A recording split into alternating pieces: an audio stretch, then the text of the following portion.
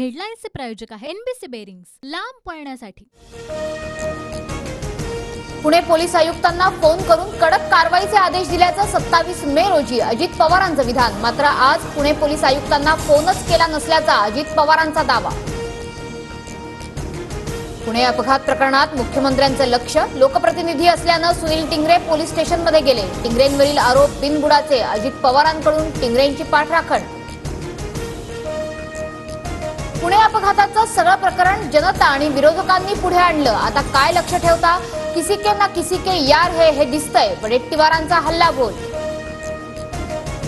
पुणे अपघात प्रकरणात अल्पवयीन आरोपीच्या आईला अटक, शिवानी अग्रवालची चौकशी सुरू। आईचं ब्लड सॅम्पल अल्पवयीन आरोपीचं दाखवल्याचा पोलिसांना संशय।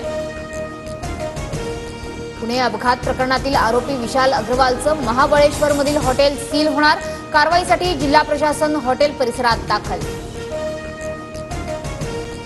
पुणे अपघात प्रकरणातील अल्पवयीन मुलाची चौकशी करण्यास बाल हक्क न्याय मंडळाकडून परवानगी। आज 2 तास चौकशी करण्याची पुणे पोलिसांना परवानगी। आमच्यात कोणताही संभ्रम निर्माण होणार नाही, छगन भुजबळांच्या प्रश्नावर अजित पवारांचं उत्तर। लोकसभेच्या 7व्या टप्प्यातील आज मतदान। 8 राज्यांमधील 57 जागांसाठी आज शेवटच्या टप्प्यातील मतदान होणार। 7व्या टप्प्यात नरेंद्र मोदी, आर.के. सिंह, अनुराग ठाकूरांसह 5 केंद्रीय मंत्री रिंगणात, तर कंगना रनौत, रवी किशन, पवन सिंह, काजल निषाद यांची प्रतिष्ठाही पणाला।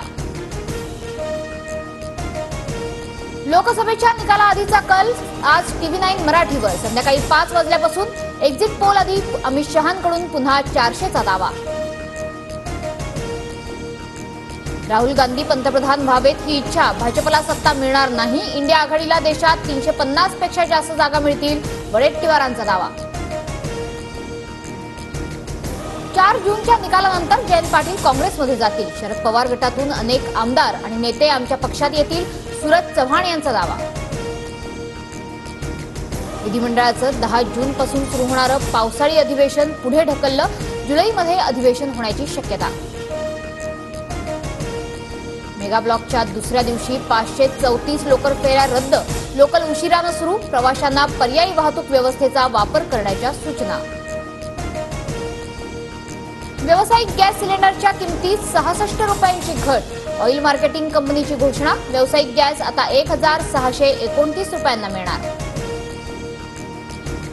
आजपासून 31 जुलैपर्यंत कोकण किनारपट्टीवरची मासेमारी बंद, पुढील 2 महिने मच्छीमारी नौका बंद राहणार।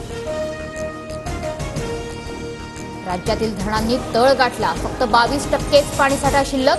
संभाजीनगर आणि पुण्यात सर्वात कमी पाणीसाठा, जलसंपदा विभागाची माहिती। मराठवाड्यात दुष्काळात 13वा महिना, तळ गाठलेल्या धरणांमधील पाण्याला दुर्गंधी, पाणी पिणं आणि वापरणंही मुश्किल। हेडलाईन्सचे प्रायोजक आहे एनबीसी बेरिंग्स, लांब पळण्यासाठी।